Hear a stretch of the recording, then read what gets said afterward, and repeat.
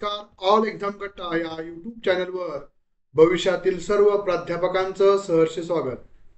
मित्रांनो, आपण मागील काही दिवसांपासून पेपर 1 त्यानंतर पेपर 2 अनिवार्य सर्वांसाठी जो पेपर 1 आहे त्याचे देखील आणि पेपर 2 ज्यामध्ये मराठी असेल, अर्थशास्त्र असेल, वाणिज्य असेल, त्याचबरोबर ग्रंथालयशास्त्र, त्यानंतरनं इंग्लिश आणि आता शिक्षणशास्त्र या सर्व विषयाच्या अनुषंगानं लेक्चर घेत आहोत. त्यामधील पेपर 1 मधले बऱ्यापैकी सर्व घटक कव्हर झालेले आहेत आणि इथून पुढे आपण सर्व घटकांचं पेपर 1 मधलं व्यवस्थित पद्धतीनं रिव्हिजन देखील करणार आहोत.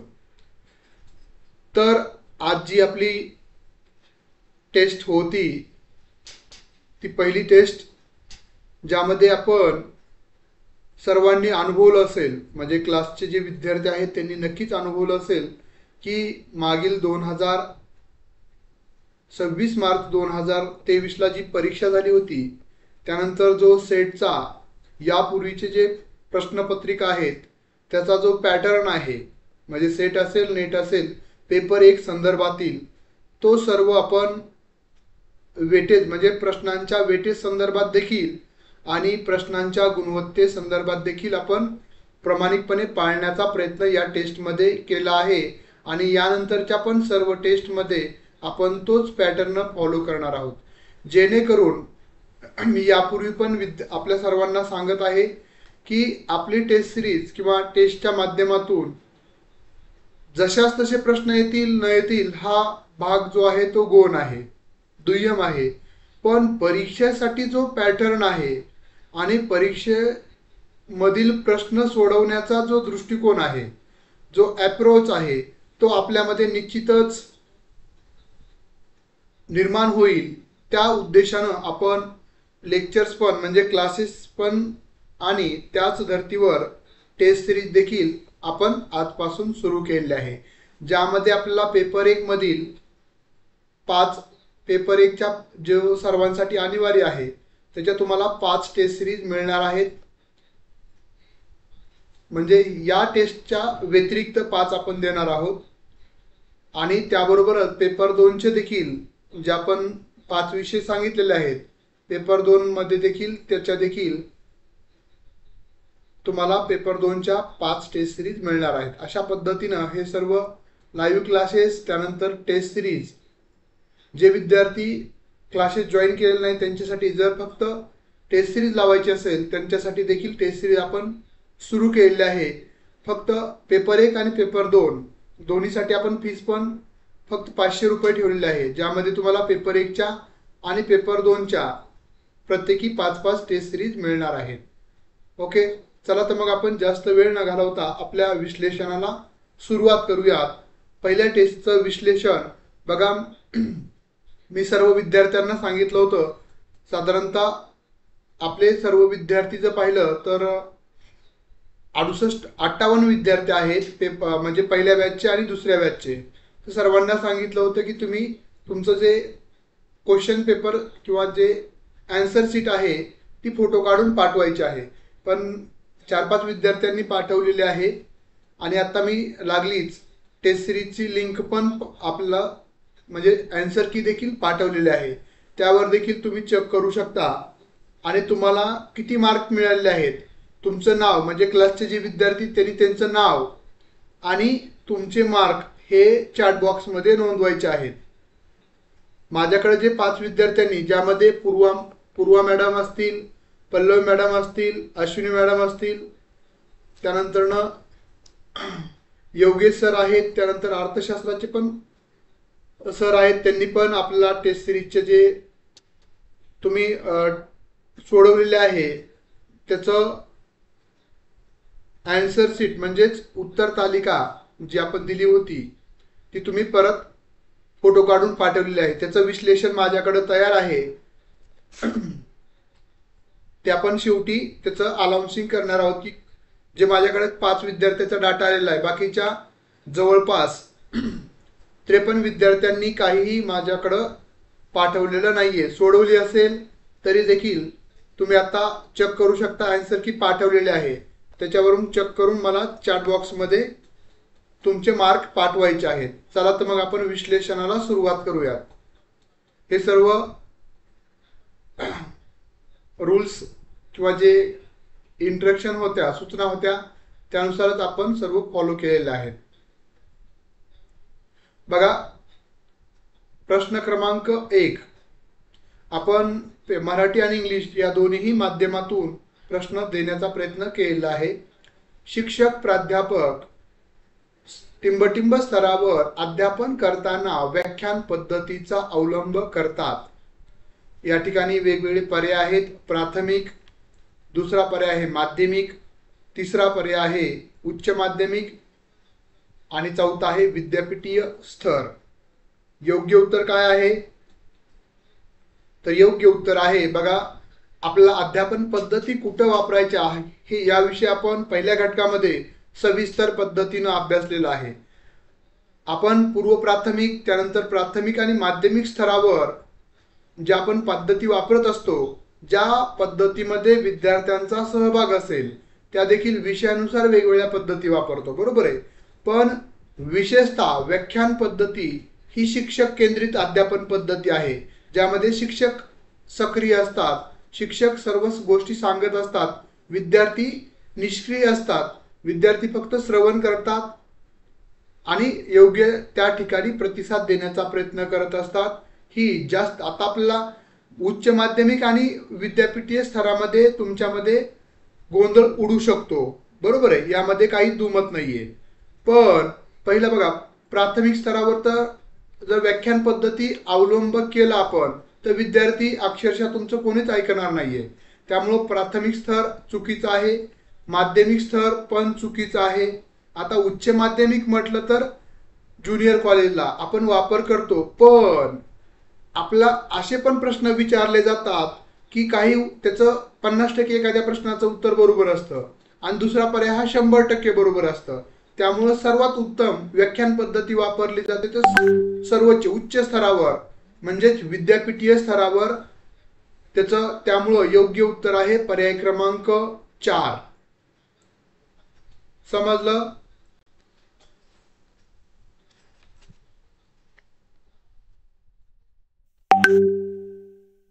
हा सुलभा मॅडम, सेटमध्ये 5% प्रश्न, मागील 10 प्रश्न, जर आपण मागील 10 प्रश्नपत्रिकेचा जर विचार केला तर निश्चितच 10 प्रश्न म्हणजे सर्व प्रश्नपत्रिकेमध्ये साधारणतः 10% प्रश्न रिपीट होतात.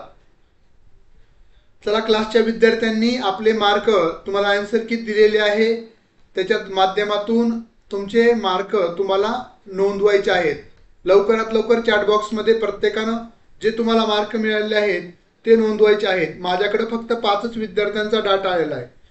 तब्बल 53 विद्यार्थ्यांची माहिती अद्यापही आलेली नाहीये. त्यांनी कृपया चॅट बॉक्समध्ये तुम्ही माहिती नोंदवू शकता. त्यानंतर दुसरा प्रश्न, विद्यार्थ्यांना एखादा घटक किती प्रमाणात समजला आहे हे जाणून घेण्यासाठी शिक्षक टिंबटिंब कृती करतात.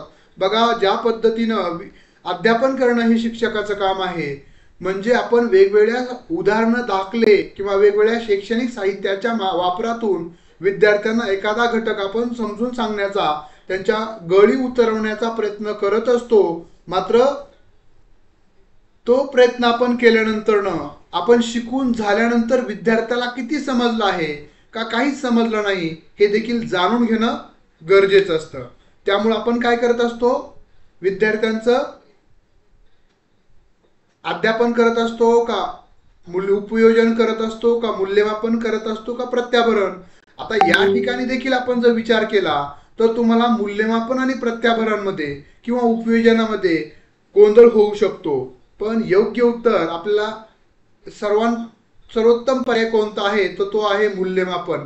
मूल्यमापनामध्ये तुमचं क्वालिटी म्हणजे तुम्हाला किती समजलं हे पण तपासलं जातं, तुमचं वर्तणूक म्हणजे बिहेवियरचं पण तपास केला जातो, म्हणजे चेक केलं जातं. एकंदरीत मूल्यमापन म्हणजे शिक्षण प्रक्रियेचा मूळ गाभा आहे की तुम्ही शिक्षण प्रक्रिया किती अवगत केली किंवा अध्ययन निष्पत्ती किती झाली. विद्यार्थ्यांना तुम्ही खूप जीव तोडून शिकवलंय पण विद्यार्थ्याचं लक्षच नाहीये.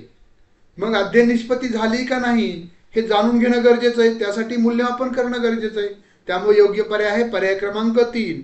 यामध्ये बऱ्याच विद्यार्थ्यांचे पर्याय बरोबर आले असतील. अभिनंदन स्वाती मॅडम. पुढचा प्रश्न जाऊयात. इंग्लिशमध्ये याचं evaluations to find out the extent to which student have understood a content the teacher takes the action of evaluation. ज्यावेळेस टीचर ॲक्शन म्हणजे इव्हॅल्युएशन्स करतात त्यावेळेस त्यांना समजतं की एकंदरीत आउटकम किती मिळालेले आहेत म्हणजे आपण शिकवल्यानंतरचे.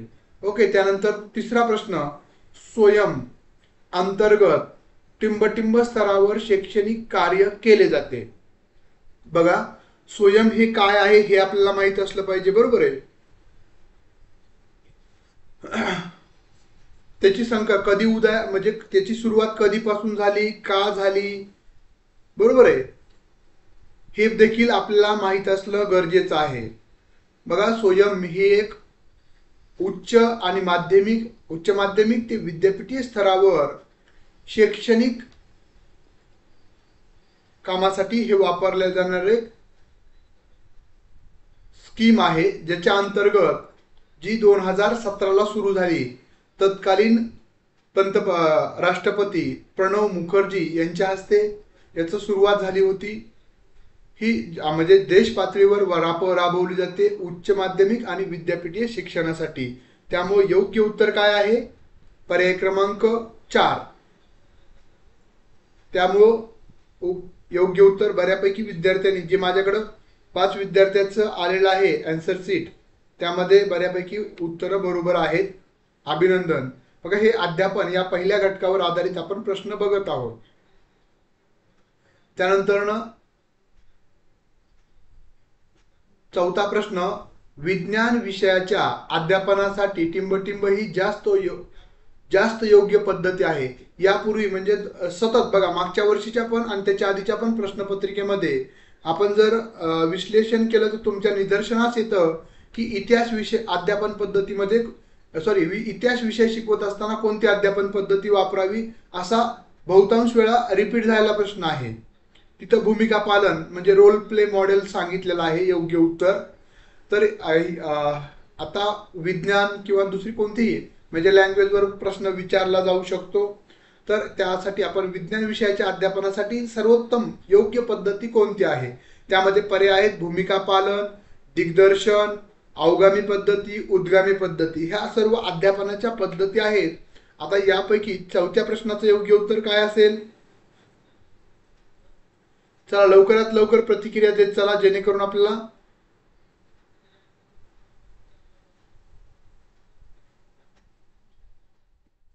आणि सर्वांनी वेळेचं पण भान पाळणं गरजेचं आहे. प्रश्नपत्रिका सोडवत असताना तुम्हाला मी सांगितलं होतं की तुम्ही टाइम लावून तेवढ्या टाइममध्ये प्रश्नपत्रिका सोडवायची आहे. तर चौथ्या प्रश्न बघा, भूमिका पालन हे इतिहास विषयासाठी अध्यापन पद्धती वापरली जाते. अवगामी आणि उद्गामी पद्धती ही व्याकरण आणि गणित विषय शिकवण्यासाठी बहुतांश वेळा वापरली जाते. फक्त दिग्दर्शन ही जी दुसरी पद्धत आहे ती विज्ञानमधील प्रयोग असतील त्यासाठी आणि विज्ञान शिकवण्यासाठी वापरली जाते. त्यामुळे योग्य पर्याय आहे पर्याय क्रमांक 4. आपल्या अध्यापन पद्धती कोणत्या विषयासाठी काय वापरली जाते ही आता पण तुम्हाला अध्यापन पद्धती माहित असणं गरजेचं आहे. आणि भविष्यामध्ये ज्यावेळेस तुम्ही प्राध्यापक म्हणून तुम्ही इंटरव्ह्यूसाठी किंवा मुलाखतीसाठी भविष्यात जाणार आहोत त्यावेळेस देखील तुम्हाला ही अध्यापन पद्धती तुमचा विषय कोणता आहे त्या विषयासाठी वापरल्या जाणाऱ्या अध्यापन पद्धती, अध्यापनाची सूत्रे हे देखील तुम्हाला माहित असणं खूप गरजेचं आहे. त्यामुळे योग्य पर्याय आहे पर्याय क्रमांक 2. पूर्वा मॅडम बरोबर आहे, स्वाती मॅडम बरोबर आहे, जगदाळे मॅडम अगदी बरोबर आहे. पुढचा प्रश्न आपण पाहूयात. अध्ययन अध्यापन प्रक्रियेत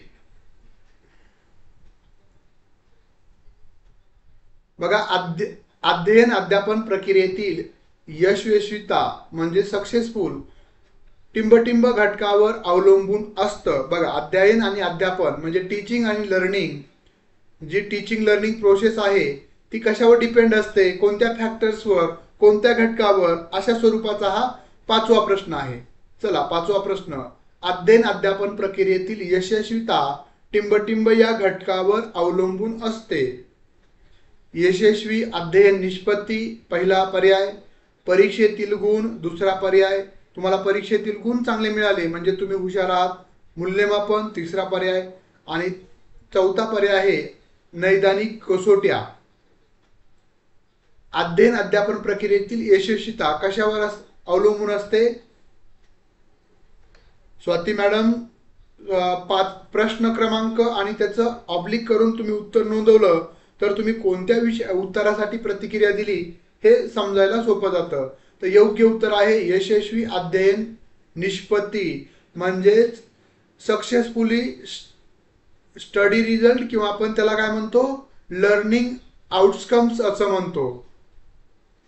यशस्वी अध्ययन निष्पत्ती, सक्सेसफुली लर्निंग आउटकम्स, समजलं? त्यामुळे योग्य पर्याय आहे पर्याय क्रमांक 1. आता परीक्षेतील गुण तुम्हाला जास्त मिळाले म्हणजे तुमची अध्ययन निष्पत्ती योग्य झाली असं समजतं का? नाही. त्यानंतर मूल्यमापन एक प्रक्रिया आहे, त्यातून तुम्ही यशस्वी झालात किंवा नाही झालात याचा कुठेही संबंध नाही.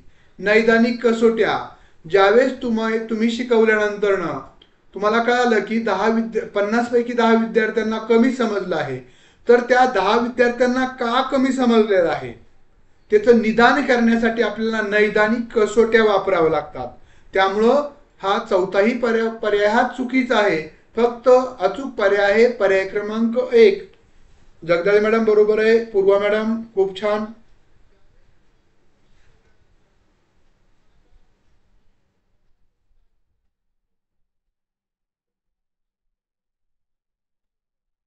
त्याचा इंग्लिश मधून पण प्रश्न प्रत्येकाचा आहेत. याची पीडीएफ सर्वांना पाठवलेलीच आहे आपण. ओके, आता त्यानंतरचा पुढचा प्रश्न 6वा प्रश्न बघा. संशोधन करण्यासाठी टिंबटिंब विषय निवडत असतो. बघा, संशोधन हा दुसऱ्या घटकावरील प्रश्न सुरू झाले. 5 प्रश्न जे आपल्याला पहिल्या घटकावर अध्ययन आणि अध्यापन विषयक अभियोग्यता या घटकावर विचारले जातात ते प्रश्न आपले संपलेले आहेत. तुम्ही परत पाहू शकता की त्याची गुणवत्ता म्हणजे जो पॅटर्न आहे तो आपण फॉलो करण्याचा प्रयत्न केला आहे. नक्कीच तुम्हाला या प्रश्नाच्या स्वरूपातून तुमच्यामध्ये परीक्षाभिमुख जो अप्रोच आहे, परीक्षाभिमुख जो दृष्टिकोन आहे तो तुमच्यामध्ये निश्चितच निर्माण होणार आहे. संशोधन करण्यासाठी टिंबटिंब विषय निवडत असतो. पर्याय आहेत सोपा, इझी, अवघड, डिफिकल्ट, संशोधन अभियोग्यतेनुसार, according to the research aptitude, आणि चौथा पर्याय आहे संशोधकाच्या अभिवृत्तीनुसार, according to the attitude of the researcher. योग्य पर्याय काय आहे 6व्या प्रश्नाचं?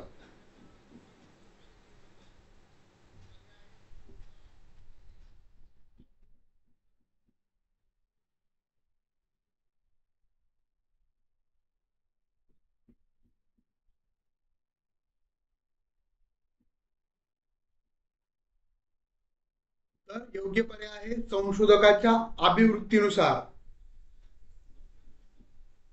आता यामध्ये बघा सोपा, इथे संबंध सोपा असा आपण शास्त्रशुद्ध पद्धतीने विचार केला, सोप्याचा आणि कठीणचा काही संबंध नसतो, बरोबर आहे. आता आवड ही महत्वाची, पण संशोधकाच्या दृष्टिकोनातून, संशोधन क्षेत्राच्या दृष्टिकोनातून आवड याचा विचार केला जात नाही. आता संशोधन विषय अभियोग्यतेनुसार, आता संशोधनाची तुमच्या अंगी अभियोग्यता आहे, बरोबर आहे.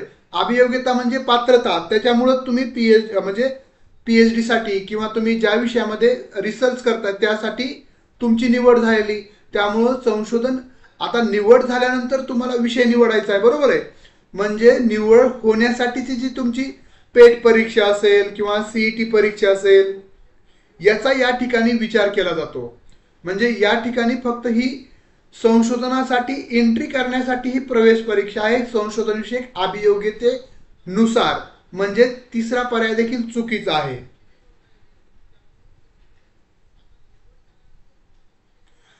आता संशोधकाच्या अभिवृत्तीनुसार म्हणजे संशोधक जो आहे, जो संशोधन करत आहे ऍक्च्युअली, त्याला ज्याच्या क्षमता आणि त्याच्यात म्हणजे ज्याला आवड आहे आणि ज्याला त्यातलं सर्व गोष्टी म्हणजे माहिती आहेत म्हणजे अभिवृत्तीनुसार, त्यामुळे योग्य पर्याय आहे पर्याय क्रमांक 4.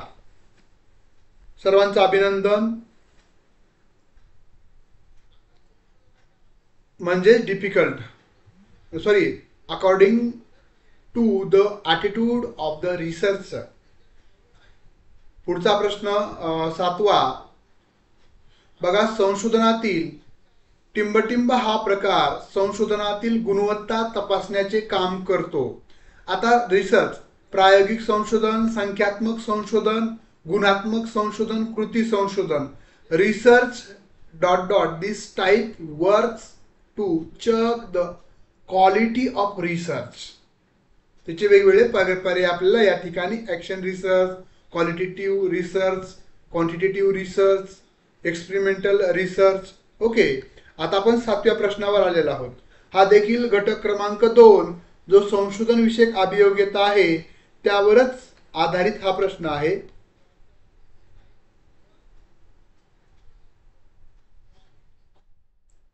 सातव्याचं काय आहे उत्तर? तर बघा, 7व्याचं योग्य उत्तर आहे संशोधनातील टिंबटिंब हा प्रकार संशोधनातील गुणवत्ता तपासण्याचं काम करत असतो. तर 7व्या प्रश्नाचं योग्य आणि अचूक उत्तर आहे गुणात्मक, क्वालिटेटिव्ह रिसर्च. आपल्याला माहित आहेत मूलभूत रिसर्च म्हणजे संशोधनाचे जे मूल प्रकार आहेत त्यामधील संख्यात्मक संशोधन प्रकार, मूलभूत संशोधन प्रकार, गुणात्मक संशोधन प्रकार यामधील ज्या संशोधन प्रकारामध्ये संशोधनातील टिंबटिंब या प्रकारात संशोधनातील गुणवत्ता तपासण्याचं काम केलं जातं तर ते आहे क्वालिटेटिव्ह रिसर्च मध्ये. त्यामुळे योग्य पर्याय आहे पर्याय क्रमांक 3. आता प्रायोगिक संशोधन एक पद्धती आहे, संशोधन प्रकार नाही. प्रायोगिक संशोधन पद्धती आहे. संख्यात्मक संशोधन ज्या ठिकाणी आपण अर्थशास्त्रातील काही घटक असतील त्याचे आपल्याला विश्लेषण करायचं असेल की जसं की जीडीपी दर काय आहे, किती वाढणार आहे, विकास दर काय आहे, बरोबर आहे. त्यानंतर कृती ॲक्शन रिसर्च हे फक्त शिक्षकाला किंवा प्राध्यापकाला दैनंदिन जीवनातील समस्या सोडवण्यासाठी केलेलं संशोधन आहे. संशोधनाचा प्रकार आहे कृती संशोधन. त्यामुळे पहिलाही प्रकार चुकीचा. पहिली ही प्रायोगिक संशोधन पद्धती आहे, प्रकार नव्हे. त्यामुळे पहिला पर्याय चुकीचा आहे, दुसराही चुकीचा आहे. फक्त योग्य पर्याय पर्याय क्रमांक 3 जो बऱ्यापैकी आपण निवडलेला आहे. Okay, qualitative research. समजतंय सर्वांना? कुठे डाऊट असतील प्रश्नाच्या उत्तरामध्ये तर तुम्ही लगेच चॅट बॉक्समध्ये तुमची प्रतिक्रिया तुम्ही नोंदवू शकता. आपल्याकडं वेळेअभावी आपण जास्त वेगानं जात आहोत, तरी देखील तुम्हाला कुठं समजत नसेल, डाऊट असतील तर बिनधास्त विचारू शकता. हे सर्व उठाठेव तुमच्यासाठी, तुम्हाला प्रत्येकाला प्रत्येक संकल्पना समजली पाहिजे, त्यातूनच आपण पूर्णत्वाकडे जाणार आहोत. आणि आपलं जे टार्गेट आहे की कमीत कमी टार्गेट आहे 70+ पेपर 1ला मिळालेच पाहिजेत. आता एक विद्यार्थी, जे विद्यार्थिनी माझ्याकडं त्यांनी जे 5 विद्यार्थ्यांनी जे आन्सर शीट सोडून पाठवलेले आहेत त्यामध्ये जे एक विद्यार्थिनी आहे त्याचं मी नाव शेवटी जाहीर पण करणार आहे. आणि त्यांना पहिली टेस्ट आहे काहीतरी म्हणजेच प्रलोभनपर बक्षीस देखील आपण देणार आहोत त्यांचं नाव. कारण की ज्या विद्यार्थ्यांनी आपल्याकडं 5 म्हणजेच 53 विद्यार्थ्यांनी काहीच माहिती पाठवलेली नाहीये, जी पाठवणं अपेक्षित होतं, फक्त 5 विद्यार्थ्यांनी माहिती पाठवली. त्यापैकी जे सर्वोत्तम मार्क मिळालेले आहेत त्या विद्यार्थिनीला आपण गौरव म्हणजेच प्रलोभनपर गौरव पण करणार आहोत. खूप छान मार्क मिळालेले आहेत, बघूयात आपण. बघा, अध्यापन प्रक्रियेतील त्रुटी म्हणजेच कमजोरी शोधून काढण्यासाठी नैदानिक कसोट्या वापरल्या जातात, तर त्यावरील उपायांसाठी काय केले जातं?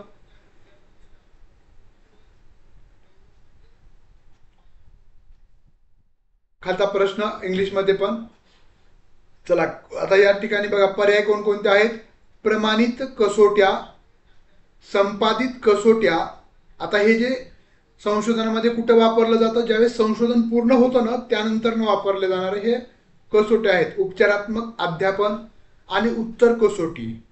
योग्य पर्याय काय आहे. 8व्या प्रश्नाचं योग्य उत्तर तर उपचारात्मक अध्यापन. बघा आपण निदान केलं या ठिकाणी, नैदानिक कसोट्या वापरल्या. बघा अध्ययन अध्यापन टीचिंग लर्निंग प्रक्रियेतील त्रुटी म्हणजे ज्या कमजोरी आहेत त्या शोधण्यासाठी आपण नैदानिक कसोट्या वापरल्या.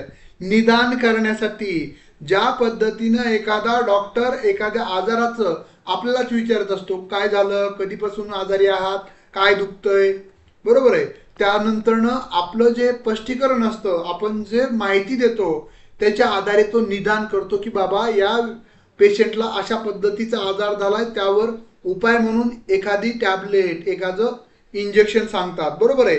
अगदी त्याच पद्धतीनं शिक्षण पद्धतीमध्ये देखील आपल्याला निदान करावं लागतं. विद्यार्थ्याचं आपण जीव तोडून शिकवलंय पण ते विद्यार्थ्याला कितपत समजलंय का समजलंच नाही, ते आपण नैदानिक कसोट्या वापरून निदान करतो की कोणता मुद्दा, कोणते घटक आणि कोणते घटक कोणत्या विद्यार्थ्यांना अवघड गेले त्याचं निदान केलं जातं. आणि त्या निदान अंती आपण उपचारात्मक अध्यापन करतो, म्हणजे त्याच मुद्द्याचं अध्यापन केलं जातं मात्र वेगवेगळ्या नवीन अध्यापन पद्धती वापरून. त्याला आपण उपचारात्मक अध्यापन म्हणतो. प्रमाणित कसोट्या हे कसोट्या निश्चित करण्याची एक पद्धती आहे, म्हणजे कुठं जरी तपासल्या तरी त्यामधल्या त्रुटी कुठं जाणवणार नाहीत. एक स्टँडर्डाइज पद्धत आहे प्रमाणित कसोट्या. संपादित कसोट्या विद्यार्थ्यांनी एखादी संकल्पना किती संपादित केलेली आहे ते फक्त जाणून घेण्यासाठी संपादित कसोट्या वापरल्या जातात. त्यानंतर उत्तर कसोटी म्हणजे एक कसोटी झाल्यानंतर दुसरी, दुसरी झाल्यानंतर तिसरी, त्यापैकी उत्तर कसोटी ही एक कसोटीची पद्धती आहे. त्यामुळे योग्य प्रकार आहे तो तिसरा, उपचारात्मक अध्यापन, रिमेडियल टीचिंग असं म्हणतो. त्यानंतर 9वा प्रश्न, सरासरी विचलन परिस्थितीमधील घडून येते. आता हे जे आहे हे देखील संशोधन झाल्यानंतर आपण ज्यावेळेस सांख्यिकीय माध्यमातून सांख्यिकीय जे परिमाण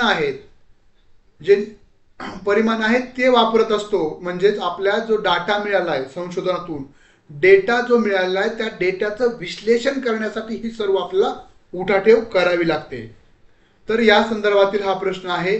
सरासरी विचलन परिस्थितीमध्ये घडून येते. कोणत्या परिस्थितीमध्ये घडून येतं. Main division of course in conditions या ठिकाणी देखील पर्याय दिलेले आहेत आपल्याला. ओके, तर योग्य पर्याय कोणता आहे. सामान्य अनियमितपणा किंवा अस्थिरता सर्वच परिस्थितीमध्ये, चतुर्थक विचलन परिस्थितीमध्ये वरील पैकी नाही. चला 9व्या प्रश्नाचं योग्य उत्तर काय आहे.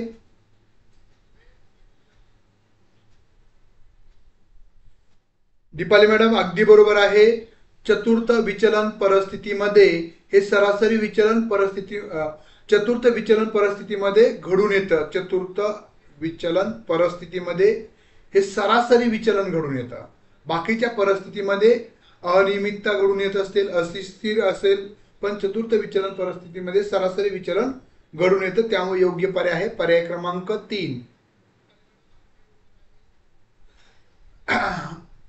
ओके, त्यानंतर पुढचा प्रश्न 10वा प्रश्न, संशोधन हा जो दुसरा घटक आहे त्यामधील शेवटचा प्रश्न. म्हणजे प्रत्येक घटकावर आपल्याला 5च प्रश्न विचारले जातात. जो पॅटर्न आहे त्या पद्धतीनंच.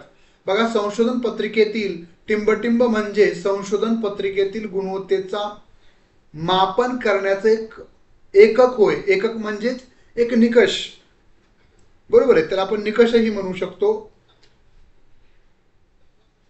चला, सायटेशन इंडेक्स, इम्पॅक्ट इंडेक्स, त्याचा परिणाम दिसतो आपल्याला. इंडेक्स फॅक्टर का प्रकाशन. संशोधन पत्रिकेतील टिंबटिंब म्हणजे संशोधन पत्रिकेतील गुणवत्तेचा मापन करण्याचं एक एकक आहे, म्हणजे निकष आहे. असं देखील म्हटलं तर चुकीचं ठरणार नाहीये. काय आहे योग्य उत्तर 10व्या प्रश्नाचं?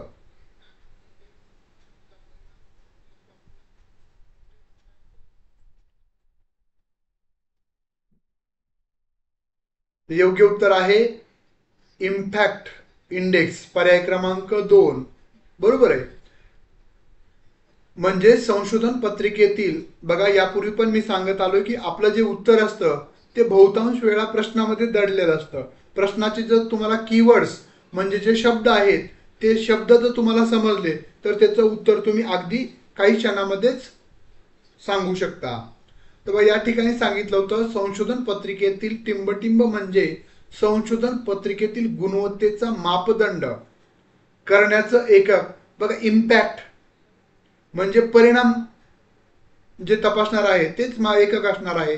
त्यामुळे योग्य पर्याय आहे पर्याय क्रमांक 2 इम्पॅक्ट फॅक्टर्स, रिसर्च पेपर्स च्या संदर्भातील. ओके, बाकीचे पर्याय हे गौण आहेत. समजलं दीपाली मॅडम? अभिनंदन. त्यानंतर आता हा जो प्रश्न आहे उतारा आहे, उतारा वाचून आपल्याला त्याचं उत्तर द्यायचे आहेत. उतारा व्यवस्थित रीड करूयात, सर्वांनी लक्षपूर्वक रीड करायचा आहे. प्रश्न क्रमांक 11 ते 15 ही पुढील दिलेल्या उतार्यावर आधारित इंग्रजी व मराठीतील उतार्याचे प्रश्न आहेत. त्यावर आधारित उत्तर द्यायचे आहेत. दुष्काळ ही पर्जन्याच्या म्हणजे पावसाच्या अभावामुळे निर्माण झालेली आणीबाणीची परिस्थिती असते. पर्जन्याचा अभाव पाऊस अपुरा पडल्यामुळे किंवा दोन पावसाळी टप्प्यामध्ये अंतर पडल्यामुळे निर्माण होतो. दुष्काळाचे 3 प्रकार असतात. बघा, हवामानशास्त्रीय दुष्काळ ही अशी परिस्थिती आहे की ज्या वेळेस प्रत्यक्ष पडलेला पाऊस हवामानाच्या प्रकारानुसार अपेक्षित पावसापेक्षा खूपच कमी असतो. जसं यावर्षी आपण अनुभवलं की जो आपल्याला 100% सरासरी पाऊस पडत असतो त्याच्यापेक्षा पाऊस तर पडला पण 40-50% काही ठिकाणी 40% पाऊस पडला. बरोबर आहे. हा हवामानशास्त्रीय दुष्काळाचा एक प्रकार झाला, यावर्षीचं उदाहरण. आणि असा प्रकार मोठ्या प्रदेशावर घडतो म्हणजे पाऊस एकतर वेळेस सुरू होत नाही आणि एकूण कमी देखील पडतो. असे दुष्काळ प्रामुख्याने शुष्क आणि निम शुष्क प्रदेशामध्ये केंद्रित झालेले असतात. हवामानशास्त्रीय दुष्काळ देशाच्या अशा भागामध्ये पर्जन्यातील विचलन देखील अधिक असते. जलशास्त्रीय दुष्काळ भूपृष्ठावरील नदी, तलाव, ओढे आणि जलाशय यांच्यातील पाणी आटण्याची आणि भूजल पातळी घालवण्याची संबंधित असतात. जंगलतोड, खाणकाम, रस्ते बांधणी, अतिचराई आणि अतिरिक्त भूजल उपसा यामुळे हे दुष्काळ वाढतात. वरील सर्व घडामोडीमुळे जलशास्त्रीय असंतुलन निर्माण होते, ज्याचे पुढे दुष्काळ सदृश्य म्हणजे दुष्काळाच्या प्रकारानुसार रूपांतर होते. तर शेतीमूलक दुष्काळ किंवा मृदाजन्य दुष्काळ जेव्हा निर्माण होतात तेव्हा माती आपली बाष्पधारण क्षमता घालून बसते. यामुळे पिकांची सदृढ वाढ होत नाही आणि हवामानशास्त्रीय दुष्काळ नसतानाही अशी परिस्थिती निर्माण होते किंवा याच्या विरुद्धही होते. अशा दुष्काळाची तीव्रता अधिक वाढल्यास एकही झाड जगणार नाही अशी परिस्थिती निर्माण होते. या परिस्थितीला वाळवंटीकरण असंही म्हणतात. जरी वरील 3ही प्रकारचे दुष्काळ स्वतंत्रपणे घडत असले तरी हवामानशास्त्रीय दुष्काळ हे जलशास्त्रीय दुष्काळ आणि शेतीमूलक दुष्काळाचे प्रमुख कारण असते. तर लांबलेला हवामानशास्त्रीय दुष्काळ परिमिती जलजन्य दुष्काळामध्ये होते आणि त्यानंतर कदाचित शेतीमूलक दुष्काळ हे रूपांतर अतिमंद गतीने होते. अशा पद्धतीनं वरील परिच्छेद आपण बघितलेला आहे. आता या परिच्छेदावर आधारित प्रश्न आपण सोडवणार आहोत. ओके, खालील 2 विधाने पहा. 11वा प्रश्न, कोरड्या क्षेत्रात पाऊस कमी जास्त पडण्याची शक्यता जास्त नसते. ब, जलशास्त्रीय दुष्काळ वृक्षतोड व अमर्यादित उपसा यामुळे चालू होतो. दोन्ही चूक, अ आणि ब. अ बरोबर आहे, अ चूक आहे, ब बरोबर आहे, दोन्ही बरोबर. अ बरोबर आहे, ब चूक आहे. योग्य उत्तर काय आहे? तर याचं योग्य उत्तर आहे दोन्हीही चूक, अपर्याय. कारण की कोरड्या क्षेत्रात पाऊस कमी जास्त पडण्याची शक्यता जास्त नसते, तर असते असायला पाहिजे होतं. आणि जलशास्त्रीय दुष्काळ फक्त वृक्षतोड आणि अमर्यादितमुळे नाही, त्याला अनेक मानवनिर्मित कारणं पण आहेत.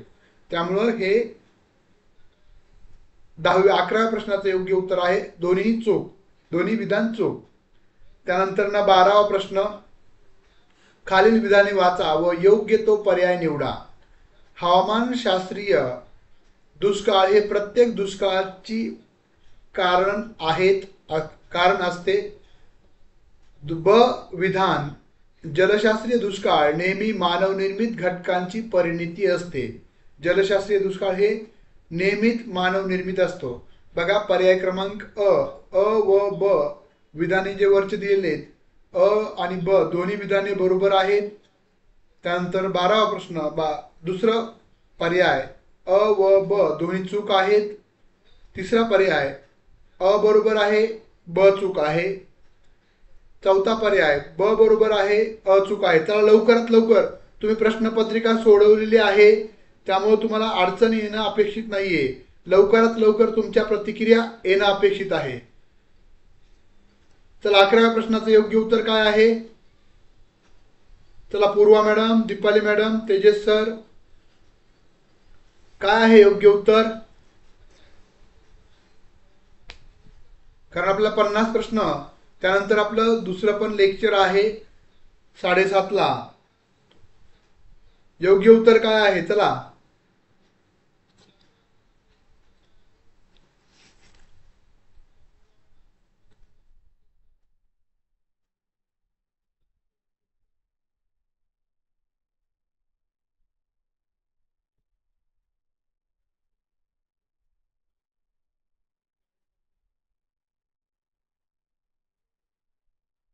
बरोबर आहे.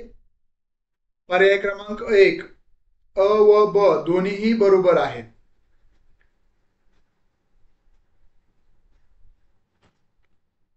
ओके ओके सर, अभिनंदन. एक पर्याय बरोबर आहे. नाही, 4 पर्याय नाहीये, एकच बरोबर आहे.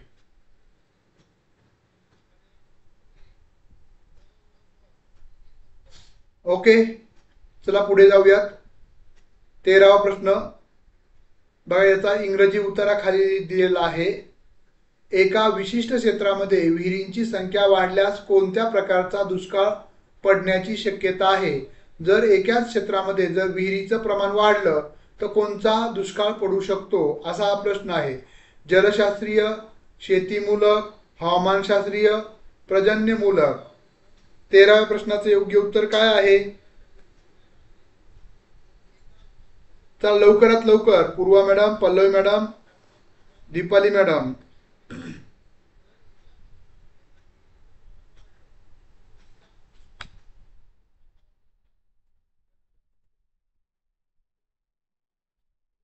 अगदी बरोबर आहे. पर्याय क्रमांक 1 बरोबर आहे. जलशास्त्रीय दुष्काळ पडू शकतो. दीपाली मॅडम बरोबर आहे. पर्याय बरोबर आहे. अभिनंदन. पुढे जाऊयात, कारण आपल्याकडं 7:30ला परत दुसरं लेक्चर आहे आपलं. 14वा प्रश्न, जलशास्त्रीय दुष्काळ व शेतीमूलक दुष्काळ यांचे प्रमुख कारण टिंबटिंब हे असते. आणीबाणीची परिस्थिती, दुष्काळ परिस्थिती, हवामानशास्त्रीय दुष्काळ यापैकी नाही. 14व्या प्रश्नाचं योग्य उत्तर काय आहे? मुक्त मॅडम अगदी बरोबर आहे. पहिलाच पर्याय बरोबर आहे. आता 14व्या प्रश्नाचं योग्य उत्तर काय येईल? परिच्छेदावर आधारित आपण प्रश्न सोडवत आहोत. आपल्या या घटकावर म्हणजेच आकलन हा जो तिसरा घटक आहे त्यावर आपल्याला 5 प्रश्न विचारले जातात. ओके,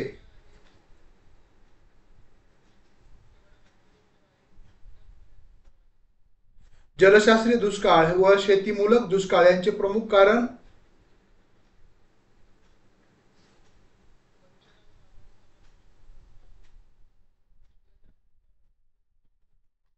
चला प्रतिक्रिया द्या.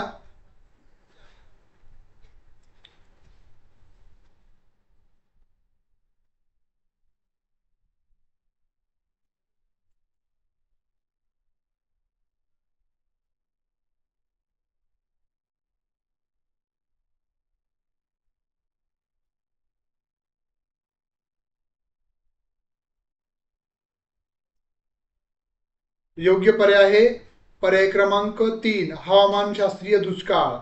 त्यामध्ये परिच्छेदामध्ये स्पष्ट दिलेलं आहे हवामानशास्त्रीय दुष्काळ, जलशास्त्रीय दुष्काळ आणि शेतीमूलक दुष्काळ यांचं प्रमुख कारण आहे हवामानशास्त्रीय दुष्काळ. त्यामुळे पर्याय क्रमांक 3 योग्य आहे. परिच्छेदामधील दुसरा जो परिच्छेद आहे त्यामध्ये दिलेला आहे. पुढचा प्रश्न 15वा, वरील उतार्यास योग्य शीर्षक द्या. दुष्काळजन्य आणीबाणी. आता हे सर्वच जे परिच्छेद हे शीर्षक असतात ते बरोबर असतात, मात्र सर्वात बरोबर कोणता तो आपल्याला निवडायचा असतो अशा प्रश्नाच्या संदर्भात. बघा, दुष्काळजन्य आणीबाणी, दुष्काळ व दुष्काळाचे प्रकार, दुष्काळ एक शाप, दुष्काळावरील उपाय. 15व्या प्रश्नाचं योग्य उत्तर काय आहे? मुक्त मॅडम बरोबर आहे.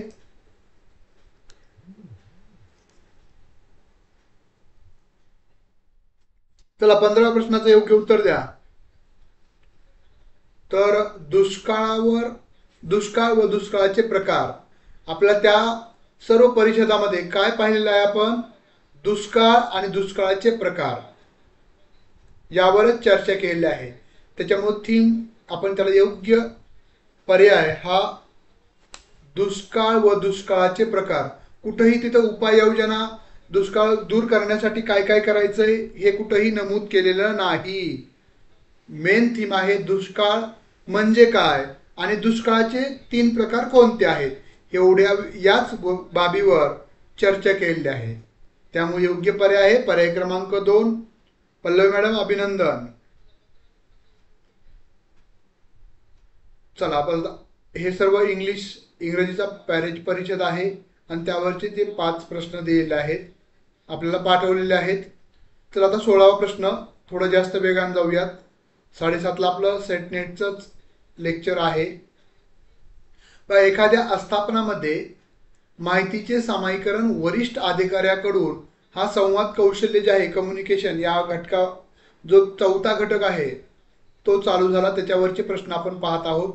एखाद्या आस्थापनामध्ये माहितीचे सामायिकरण वरिष्ठ अधिकाऱ्याकडून कनिष्ठ अधिकाऱ्याकडे केले जाते तेव्हा ते संप्रेषण टिंबटिंब प्रकारचे असते.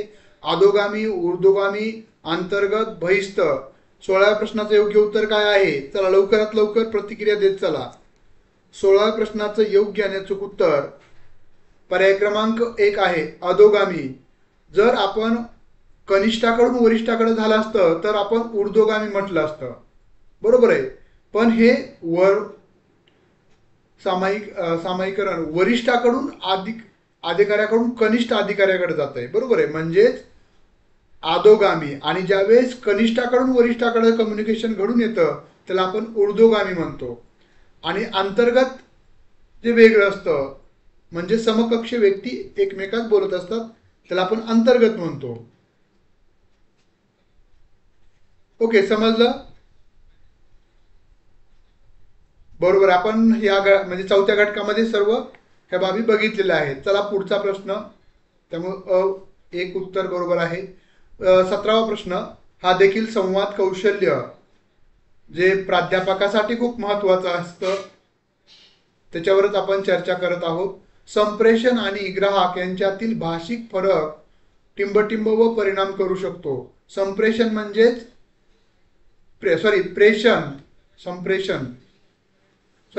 प्रेषक आणि ग्राहक म्हणजेच पाठवणारा, संदेश पाठवणारा तो झाला प्रेषक आणि ग्रहण करणारा म्हणजेच तो झाला ग्राहक. यांच्यातील भाषिक फरक जर माझी आणि तुमची भाषा वेगळी असेल तर काय घडून येईल, याचा परिणाम काय होऊ शकतो? आकलनावर परिणाम होईल का? संदेश म्हणजे मेसेजवर परिणाम होईल का? का फीडबॅक म्हणजे प्रत्याभरणावर परिणाम होईल का वरीलपैकी सर्व? तर याचं योग्य उत्तर काय असणार आहे? 17वा प्रश्न, तर चौथा पर्याय, वरील सर्व. बरोबर आहे. म्हणजे आकलनावर परिणाम होईल जर परभाषीय असेल तर, आणि बोलण्यावर म्हणजे मेसेज पाठवण्यावर पण परिणाम होईल, आणि त्याच्यानुसार मेसेजवर आपण प्रतिक्रिया देत असतो, त्याला आपण फीडबॅक म्हणतो. प्रत्याभरण त्याच्यावर देखील म्हणजे सर्वच बाबीवर परिणाम होईल. त्यामुळे चौथा पर्याय बरोबर आहे. पल्लवी मॅडम अभिनंदन, दीपाली मॅडम अभिनंदन. ओके, चला जास्त वेगाने जाऊयात. त्यामुळं ऑल ऑफ द अबाऊ योग्य पर्याय आहे, पर्याय क्रमांक 4. चला, संवाद हा एकमेकाशी जोडण्यासाठी केला जातो. प्राध्यापक म्हणून आपल्याला देखील भविष्यामध्ये आपल्या विद्यार्थ्याबरोबर हा संवाद साधायचा आहे. संप्रेषण म्हणजे टिंबटिंब व्यक्तीमधील आकलनक्षम माहितीची देवाणघेवाण होय. चला, 18वा प्रश्न, दोन व्यक्तीमधील, अनेक व्यक्तीमधील, समूह, दोन किंवा अधिक व्यक्तीमधील. योग्य पर्याय 18व्या प्रश्नाचं काय असणार आहे? चला बघा, आपण संवाद जो चौथा घटक आहे त्यावरील प्रश्नांचा उकल किंवा सोडवणूक आपण करत आहोत. काय आहे योग्य पर्याय? तर योग्य पर्याय आहे चौथा. अगदी बरोबर, पूर्वा मॅडम अभिनंदन, सुरेश सर अभिनंदन, दीपाली मॅडम अभिनंदन. दोन व्यक्तीमध्ये तरी, तुमच्यात आणि माझ्यात, म्हणजेच दोन व्यक्तीमध्ये तरी किंवा दोनपेक्षा अनेक व्यक्ती म्हणजेच एक अख्खा समूह असेल, म्हणजे एखादा वक्ता तिथं भाषण देत असेल, त्याच्यावर प्रतिक्रिया खालून श्रोते देखील देत असतात, अशा पद्धतीचं. त्यामुळे योग्य पर्याय चौथा पर्याय. पुढचा प्रश्न, मग 2 or more. Okay, communication is exchange of the person.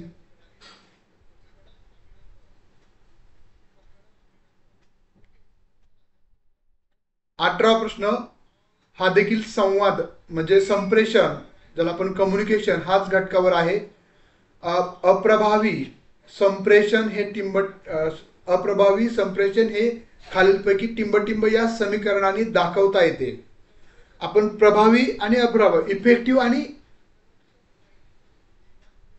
Effective नसणार, हे जे प्रकार आहे संप्रेषणाचं, त्यापैकी आपण अप्रभावी, ज्याला आपण अनइफेक्टिव्ह कम्युनिकेशन इज, म्हणजे खालीलपैकी टिंबटिंब या समीकरणामध्ये दाखवलं जातं. MS मायनस MR इजिकल two plus 0, MR minus MS इजिकल टू 0, MS मायनस MR इजिकल टू प्लस 1 आहे. इथं आय झालंय, फॉर्मॅटमध्ये चेंज झाल्यामुळे होऊ शकतो. MR मायनस MS इजिकल टू -1. आता MS म्हणजे काय, त्याची संकल्पना काय आहे? MS म्हणजे प्रेषकाने पाठवलेला संदेश, म्हणजेच मी बोललेलो तुमच्यापर्यंत गेलेलं माहिती. आणि MR म्हणजे ग्राहकाने स्वीकारलेला संदेश.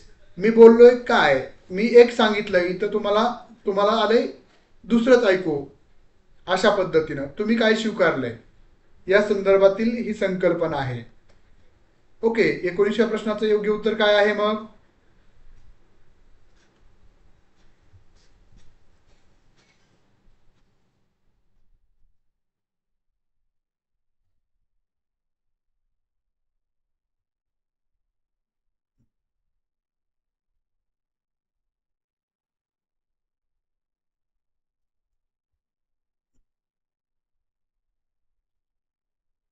एकोणीसचं योग्य उत्तर आहे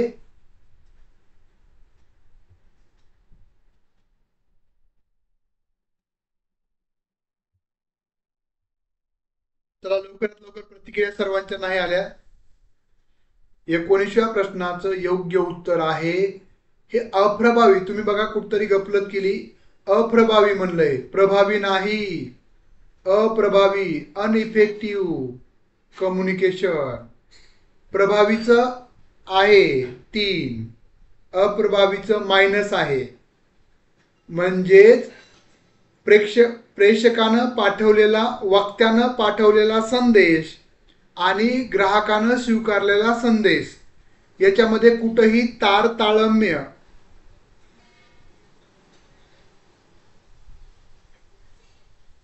काही संवाद नाहीये. Zero zero zero minus minus आहे. प्लस मायनस नाही तर डायरेक्ट फक्त मायनस आहे. त्याच्यामुळे योग्य पर्याय आहे पर्याय क्रमांक 2. त्यामुळे योग्य पर्याय आहे पर्याय क्रमांक 2च, 3 नाही. ओके, चला पुढे जाऊयात. आपल्याकडे फक्त 35 मिनिटं शिल्लक आहेत. आपल्याला बाकी 25 प्रश्न घ्यायचे आहेत. थोडं वेगाने जाऊयात. संप्रेषणाच्या परिणामकारकतेवर अनुकूल परिणाम करणाऱ्या घटकात टिंबटिंब याचा समावेश होतो. बघा, संप्रेषणाच्या इफेक्टिव्हवर अनुकूल, प्रतिकूल नाही, अनुकूल परिणाम करणाऱ्या घटकात संदेशाचा परिणाम होतो. संदेश, आकलनक्षम भाषा, तत्काळ मिळणारे प्रत्याभरण म्हणजे फीडबॅक्स आणि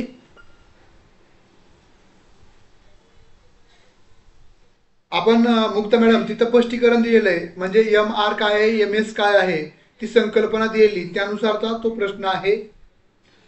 तर याचं योग्य उत्तर आहे सर्वच बाबी महत्वाच्या आहेत. त्यामुळे चौथा पर्याय योग्य आहे. 20व्या प्रश्नाचं ऑप्शन आहे चौथा पर्याय.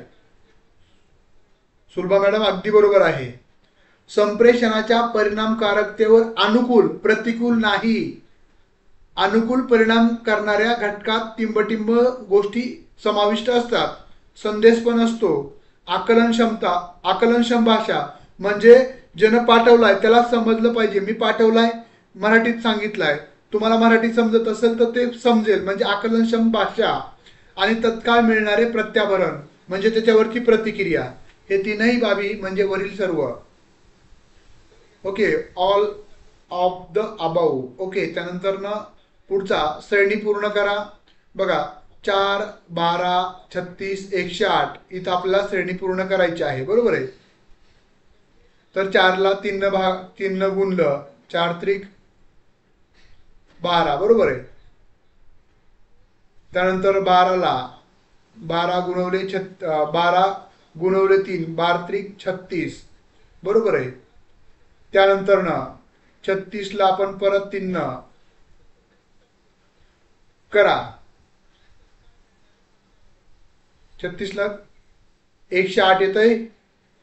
तर 108ला परत आपण 3 गुणलं, किती येतंय 324. पर्याय क्रमांक 4 बरोबर आहे. ओके,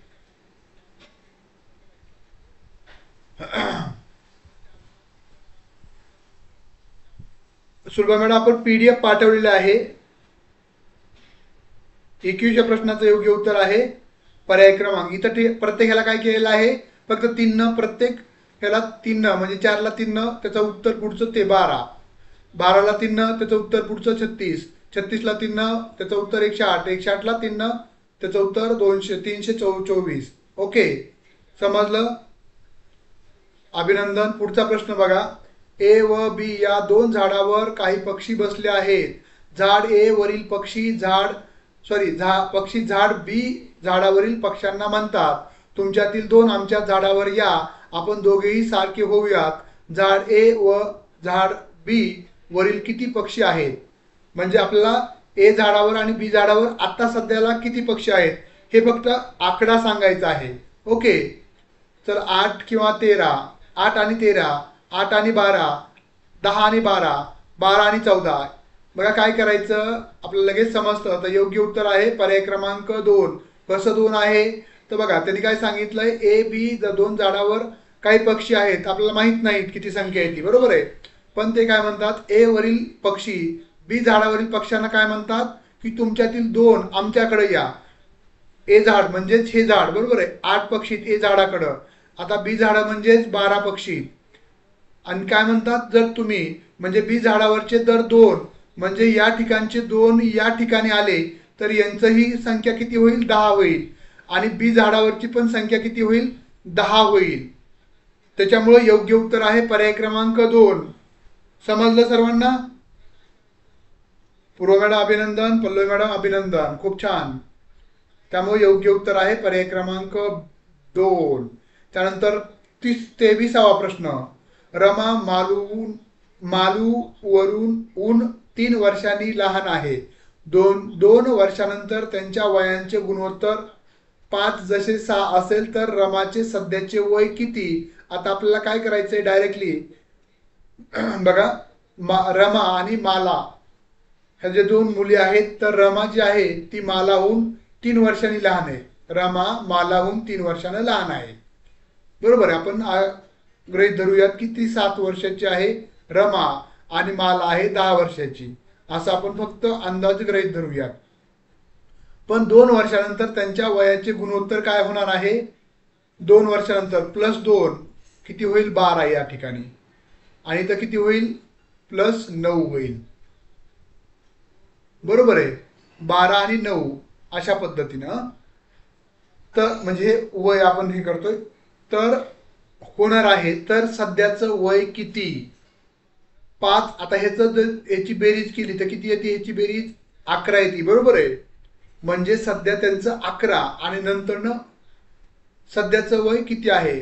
2 वर्षांचं त्यांच्या वयाचं गुणोत्तर हे 5 जसे 6 असेल तर आता सध्याला त्या दोन्ही, तर रमाची सध्याचे वय, फक्त रमाचे सध्याचं वय आपल्याला सध्याचं काय आहे हे जाणून घ्यायचंय.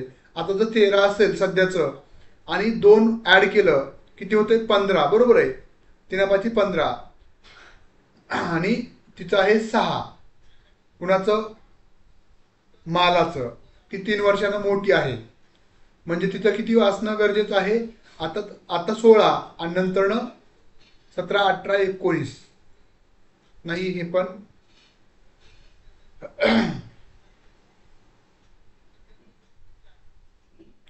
त्यानंतर बघा, पर्याय आपले 15 आहे, 18 आहे. तर आपला 2 वर्षाच्या आधीचं वय म्हणजे सध्याचं वय म्हणजे तिचं 2 वर्षानंतरनं. बरोबर आहे. म्हणजे तिचं 2 वर्षानंतरनं 15 होईल आणि त्यावेळेस तिचं गुणोत्तर असेल 5. 13 15. बरोबर आहे. आणि ज्यावेळेस मालाचं सध्याचं वय किती आहे? जर आपण 3 जास्त म्हणजे 16 असेल, सध्याचं वय जर 16 असेल तर तिचं पुढे 2 वर्ष म्हणजे 2 वर्षानंतर किती होईल? 18. 3 सक 18. म्हणजेच योग्य उत्तर आहे पर्याय क्रमांक 1. बरोबर आहे. पल्लवी मॅडम अभिनंदन. समजलं? आपल्याला फक्त पर्यायामधून त्याचं उत्तर शोधायचंय.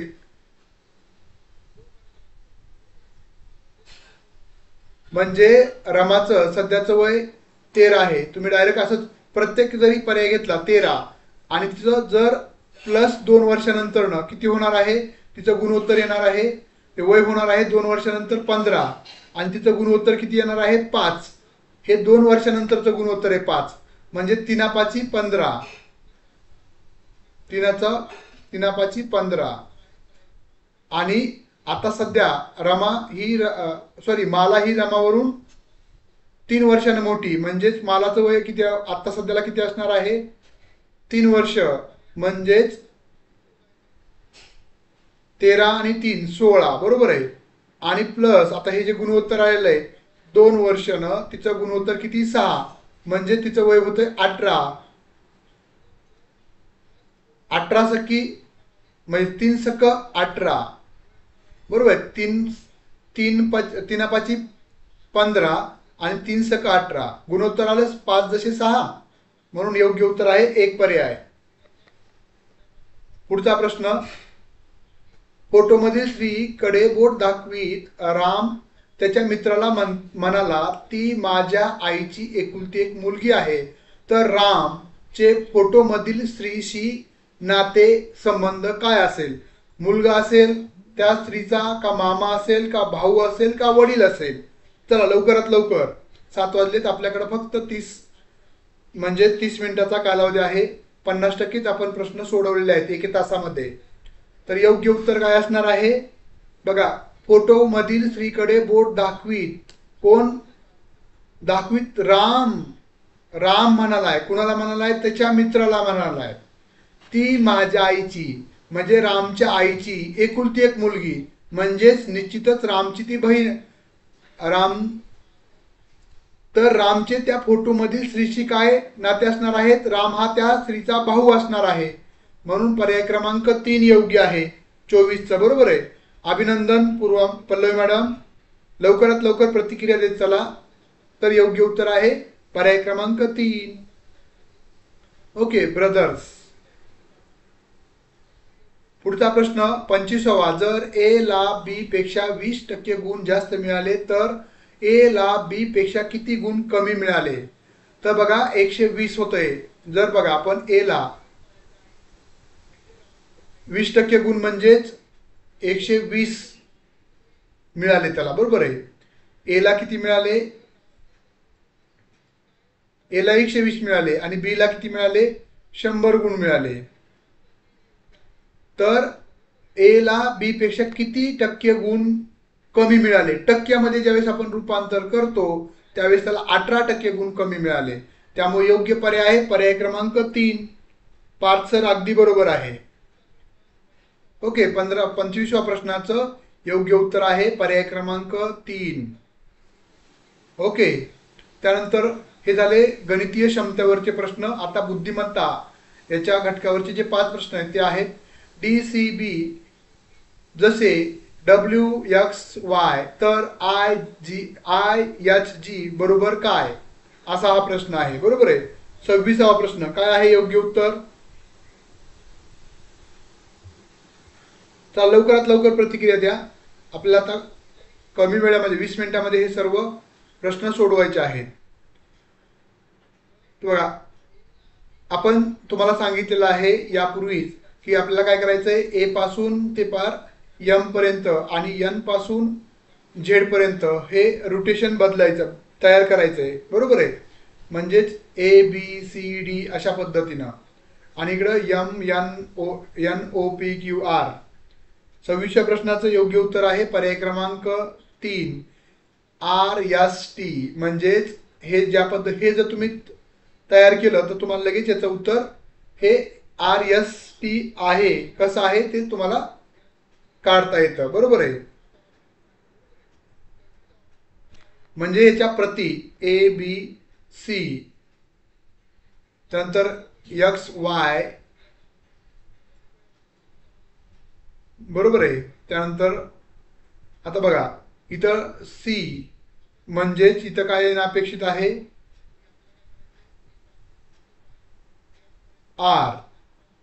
RST. म्हणून तिसरा पर्याय योग्य आहे. पल्लवी मॅडम अभिनंदन.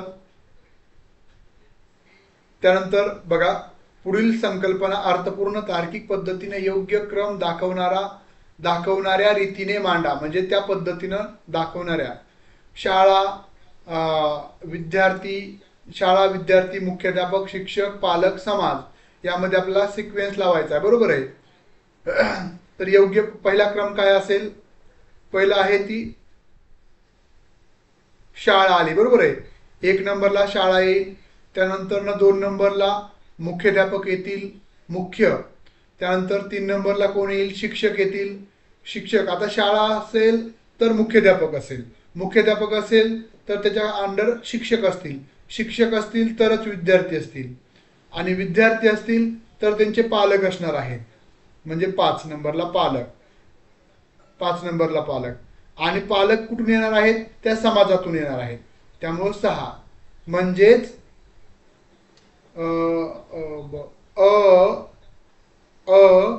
इथं पण आहे. त्यानंतर क. हा योग्य पर्याय आहे पर्याय क्रमांक 3. ओके. पुढचा प्रश्न या फक्त सिक्वेन्स लावायचा, योग्य क्रम लावायचा होता. इथं कोणतंही कॅल्क्युलेशन नाही. आता पुढचा प्रश्न बुद्धिमत्तेचा. सर्व विधान आपल्याला वाचायचे तर त्यावर आधारित निष्कर्ष काढायचा आहे. सर्व गुन्हेगारांना शिक्षा दिली जाईल. खालीलपैकी कोणता निष्कर्ष बरोबर आहे? फक्त निष्कर्ष विधान आहे एकच, सर्व गुन्हेगारांना शिक्षा दिली जाणार आहे. गुन्हे करणाऱ्या पैकी काही जण शिक्षेस पात्र असतील, पहिला निष्कर्ष. दुसरा, गुन्हे करणाऱ्यांना शिक्षा देण्यासाठी विचार केला जाईल. तिसरा पर्याय, काही गुन्हेगारांना शिक्षा देण्यासाठी तर काहींना माफ करण्यासाठी प्रयत्न केले जातील. आणि चौथा पर्याय, कोणत्याही परिस्थितीत गुन्हेगारांना माफ केले जाणार नाही. आता विधान काय आहे? सर्व गुन्हेगारांना शिक्षा दिली जाईल, कोणत्याही गुन्हेगारांना सूट केली जाणार नाही, म्हणजेच कुणालाही माफ केलं जाणार नाही. त्यामुळे योग्य पर्याय आहे पर्याय क्रमांक 4. कोणत्याही परिस्थितीत गुन्हेगारांना माफ केलं जाणार नाही, पर्याय क्रमांक 4 योग्य आहे. ओके, अभिनंदन. पुढचा प्रश्न, खाली दिलेल्या विधानावरून कोणते निष्कर्ष उचित आहेत? काही विद्यार्थी बुद्धिमान आहेत. विधान 1, रमेश हा बुद्धिमान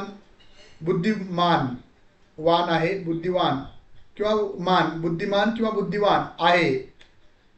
हे झाले विधान. त्यावर निष्कर्ष, सर्व विद्यार्थी बुद्धिमान आहेत.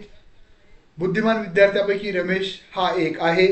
आता यापैकी पहिला पर्याय फक्त एक, तर निष्कर्ष 1 बरोबर आहे. सर्व विद्यार्थी बुद्धिमान आहेत. सर्व विद्यार्थी बुद्धिमान आहेत, बरोबर आहे निष्कर्ष. इथं विधान काय आहे? काही विद्यार्थी बुद्धिमान आहेत. सर्व आहेत का? नाही. त्यामुळं हा निष्कर्ष चुकीचा आहे. काही विद्यार्थी बुद्धिमान आहेत, सर्व सांगितलं नाही. त्यानंतर बघा दुसरा निष्कर्ष, बुद्धिमान विद्यार्थ्यापैकी रमेश हा एक आहे. त्या काही मध्ये हा एक आहे. त्यामुळे निष्कर्ष 2 बरोबर आहे. म्हणजेच पर्याय क्रमांक 2 बरोबर आहे. फक्त 2 दुसरा निष्कर्ष योग्य आहे. पार्सल बरोबर आहे. ओके, निष्कर्ष ओनली 2. त्यानंतर 10वा, खालीलपैकी आकृती 4 संकल्पनामधील संबंध बरोबर दर्शवते. जंगल, प्राणी, वाघ, हरिण. ओके, हे आपल्याला खालील ह्याच्यातून बघायचंय. काय आहेत? जंगल आहे, त्या जंगलामध्ये प्राणी आहेत, वाघ आणि हरिण. तर थोडा आपण स्मॉल करूयात, सर्वांना दिसेल. बघा या ठिकाणी आपल्याला जंगल, प्राणी, वाघ आणि हरिण, त्यासाठी योग्य पर्याय कोणता असेल?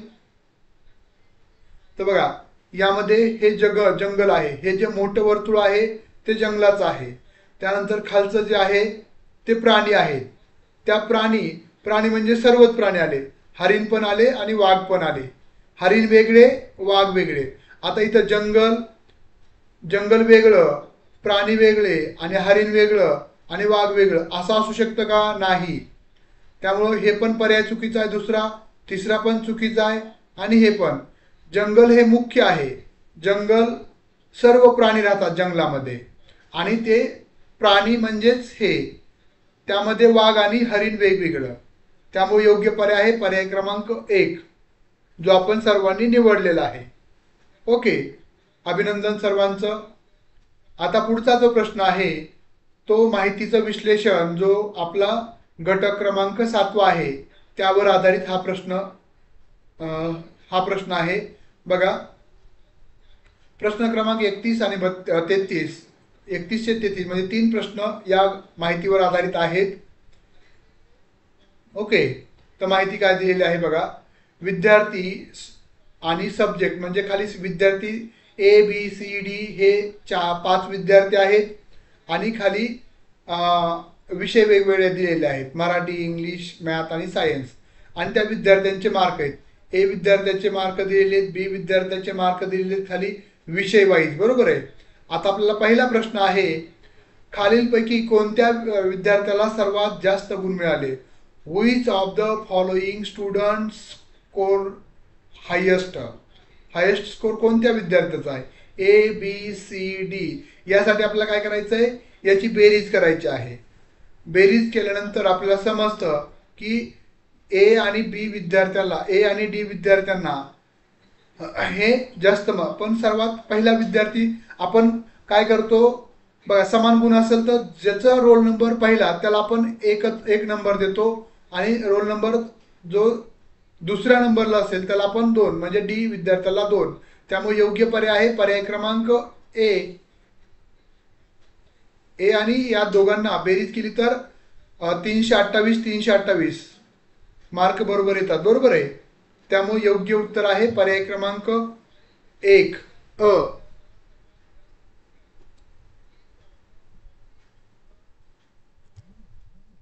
ओके. त्यानंतर ना दुसरा प्रश्न, खालीलपैकी कोणत्या दोन विद्यार्थ्यांना समान गुण मिळालेले आहेत? A B, B C, A D आणि डी ए. आता आपण याचं बेरीज करा, फक्त बेरीज करायची, तर कोणतंही कॅल्क्युलेशन दुसरं करायची गरज नाही. याची बेरीज जर केली तर आपल्याला समजून येतं बघा. किती येते बेरीज? तर या दोघांची म्हणजे ए आणि डी ची बेरीज 328 328 येते. ए आणि डी ची समसमान गुण कुणाला आहेत? मग हे ए आणि डी या दोन विद्यार्थ्यांना आहेत, बरोबर आहे. त्यामुळे योग्य उत्तर आहे पर्याय क्रमांक 3 ए आणि डी पर्याय. ए आणि डी नावाच्या विद्यार्थ्यांना समसमान मार्क आहे. सोनाली मॅडम अगदी बरोबर आहे. त्यानंतर ना 33वा प्रश्न, खालीलपैकी कोणत्या विद्यार्थ्याला सर्वात कमी गुण मिळाले आहेत?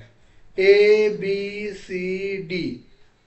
चला, कोणत्या विद्यार्थ्यांना? तर आपण जर बघितलं तर याच्यामधील ई विद्यार्थ्याला सर्वात कमी गुण मिळाले आहेत, 288, बरोबर आहे. या विद्यार्थ्याला फक्त ई विद्यार्थ्याला 288 गुण मिळालेले आहेत. तुम्ही बेरीज करू शकता.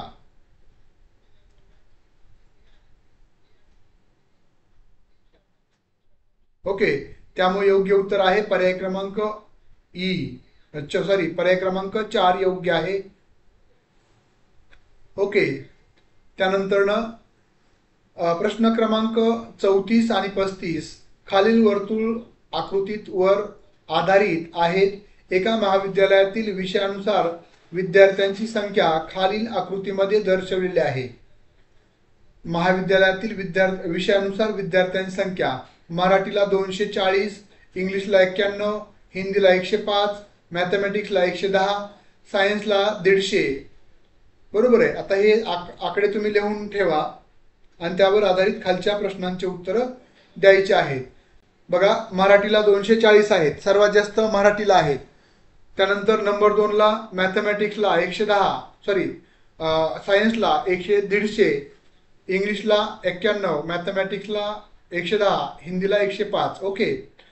आता दिलेल्या माहितीनुसार विषयाला प्रवेश घेतल्यानुसार विद्यार्थ्यांची संख्या उतरत्या क्रमानं, म्हणजे सर्वात जास्त कोणत्या विषयाला आहेत? आपण जर बघितलं तर मराठीला आहेत. फक्त वेळ खाऊ हे जे प्रश्न असतात, वेळ तुमचा जास्त लागावा. मराठी, विज्ञान, मॅथ, हिंदी आणि इंग्लिश. मराठी, विज्ञान, मॅथ, हिंदी आणि इंग्लिश म्हणजे पर्याय क्रमांक उतरत्या क्रमानं. चढत्या क्रमानं आपल्याला म्हटलेत का? नाही, उतरत्या क्रमानं. म्हणजे जास्त, सर्वात जास्त, त्यापेक्षा कमी, त्याच्यापेक्षा कमी, त्याच्यापेक्षा कमी, अशा पद्धतीनं याचं जर आपण कॅल्क्युलेशन केलं तर 3 पर्याय योग्य आहे. ओके.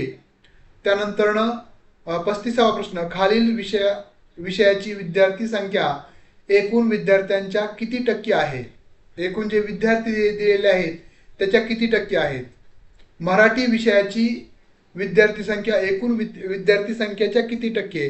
मग आपल्याला एकूण विद्यार्थी संख्या किती आहे याची बेरीज करावी लागणार आहे, बरोबर आहे. एकूण विद्यार्थ्यांची संख्यांची बेरीज करा. किती आहे? मराठीची 240, विज्ञानचे 150, मॅथचे 110, हिंदीचे 105 आणि इंग्लिशचे 92. याची बेरीज करा. आणि त्यापैकी मराठीचे किती आहेत? मराठीचे 240 आहेत. म्हणजे एकूण बेरीज आणि त्याला आपण गुणवले म्हणजे भागिले 240 गुणवले 100, ते केल्यानंतर आपल्याला 34% आहे. एकूण ह्याच्या 34%, म्हणजेच पर्याय क्रमांक 3 आहे. योग्य पर्याय कोणता आहे? पर्याय क्रमांक 3. 35व्या प्रश्नाचं. ओके.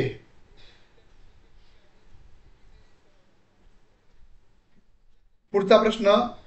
आता पुढचे हे माहिती आणि तंत्रज्ञान या विषयाशी निगडीत प्रश्न आहेत. 8वा घटक. ARPANET या शब्दाचा योग्य अक्षर विस्तार अद्य अक्षर विस्तार पुढीलपैकी कोणता? Advance research planning agency network, advance research project agency network, alert research planning agency networks, all research project agency networks. 36व्या प्रश्नाचं योग्य उत्तर काय आहे? पर्याय क्रमांक 2 advance research project agency networks, ARPANET, advance research project agency network ह्याचा full form आहे. ओके. त्यानंतर ना पुढचा प्रश्न 36वा त्याचं योग्य उत्तर आहे पर्याय क्रमांक advance research project agency network. त्यानंतर ना 37वा प्रश्न भारतात ITI चा संबंध खालीलपैकी कोणत्या बाबीशी आहे? ITI इन्फॉर्मेशन कम्युनिकेशन, इलेक्ट्रॉनिक्स नोंदी, डिजिटल सिग्नल्स, संगणक सुरक्षा प्रक्रिया, वरीलपैकी सर्व. 37व्या प्रश्नाचं योग्य उत्तर काय आहे? वरीलपैकी सर्व. ITI म्हणजे ITI मध्ये काय काय येतं? इलेक्ट्रॉनिक्स नोंदी पण येतात, डिजिटल ITI नाहीये इथं ऍक्ट आहे, IT ऍक्ट म्हणजे ऍक्ट जो आहे जो 2000 साली अस्तित्वात आला त्या संदर्भातील आहे. इलेक्ट्रॉनिक्स नोंदीचा पण विचार केला जातो, डिजिटल सिग्नल आणि संगणक सुरक्षा. त्यामुळे योग्य पर्याय वरीलपैकी सर्व, ऑल ऑफ द अबाउ. पुढे 38वा प्रश्न इंटरनेटवरील लोकप्रिय डिक्शन ग्रुपची चर्चा गट खालीलपैकी कोणते आहेत? फेसबुक, गुगल, याहू, वरीलपैकी सर्व. तर हे सर्वच घटक हे लोकप्रिय इंटरनेटवरील लोकप्रिय डिस्कशन चर्चा ग्रुपची म्हणजे चर्चा गट हे आहेत फेसबुक, गुगल आणि याहू. त्यामुळे चौथा पर्यायच योग्य आहे. त्यानंतर 39वा प्रश्न संगणकाची स्मरणशक्ती खाली बाइट्स या एककामध्ये मोजली जाते, त्यामधील सर्वात मोठे एकक खालीलपैकी कोणते आहे? तर आपण बघितलेलं आहे यापूर्वी म्हणजे आपल्या अध्यापनामध्ये. तर योग्य आहे ते टेराबाईट. याचाच आपण क्रम लावायचा ठरला तर किलोबाईट्स 1 नंबरला येईल, त्यानंतर KB MB 2 नंबरला, GB 3 नंबरला आणि TB म्हणजे 4 नंबरला. असा हा सिक्वेन्स असेल.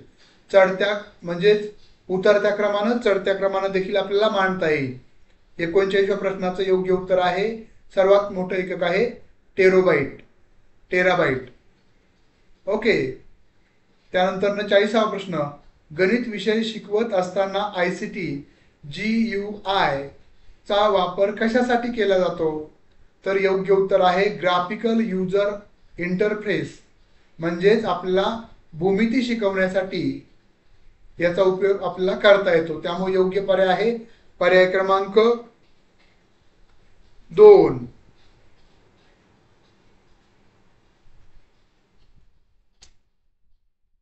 खूप छान. 4चं 4 नाहीये, वरीलपैकी एकही नाहीये, तर योग्य पर्याय आहे दुसरा पर्याय.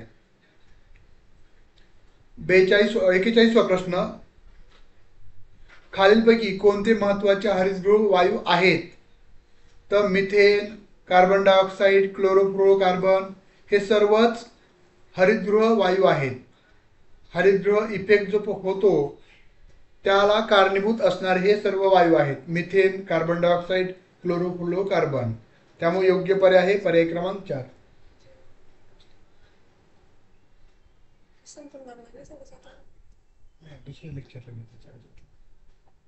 ओके. त्यानंतर पुढचा प्रश्न क्योटो प्रोटोकॉल हा जागतिक तापमान वाढ थांबवण्यासाठी 1997 साली केला करार असून त्याची प्रत्यक्ष अंमलबजावणी टिंबटिंब सालापासून करण्यात आली. 2000, 2002, 2004, 2005. 42व्या प्रश्नाचं योग्य उत्तर काय आहे?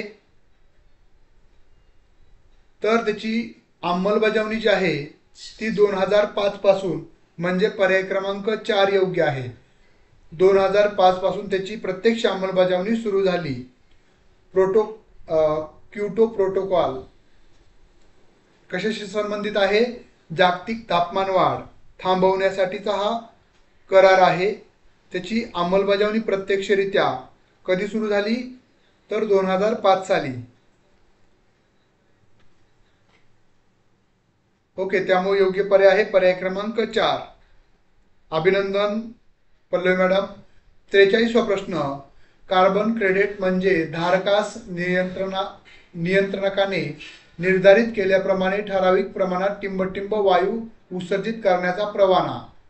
तर योग्य पर्याय आहे हरितगृह वायू उत्सर्जित करण्याचा हा एक परवाना आहे.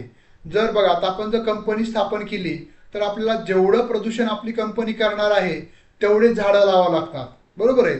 किंवा जर मी जास्त जंगल लावलं तर मला जर एखादी कंपनी असंही करू शकते की माझ्या जंगलाचं किंवा माझं जे वनीकरण आहे त्याचं हरितगृह वायू उत्सर्जित म्हणजे शोषून घेण्याची क्षमता किती आहे, एवढी डॉलर्स, तर तेवढे पैसे ती कंपनी मला देईल आणि त्याच्या बदल्यात त्याचा परवाना म्हणजे कंपनी चालवायला परमिशन पर्यावरण मंत्रालयाकडून मिळू शकतं.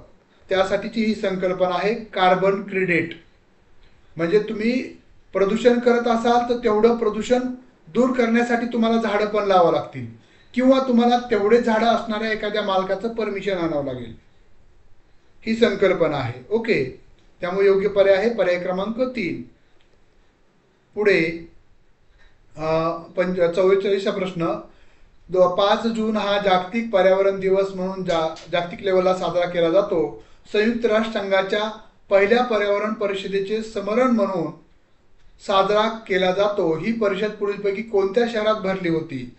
रिओ, स्टॉकहोम 1972, बॉन 2000, जोहान्सबर्ग 2002.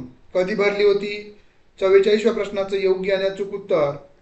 तर आपण योग्य उत्तर आहे स्टॉकहोम. 1972ला भरली होती जागतिक पर्यावरण विषय परिषद. त्याची आठवण म्हणून 5 जून हा दिवस जागतिक पर्यावरण दिन म्हणून साजरा केला जातो. ओके,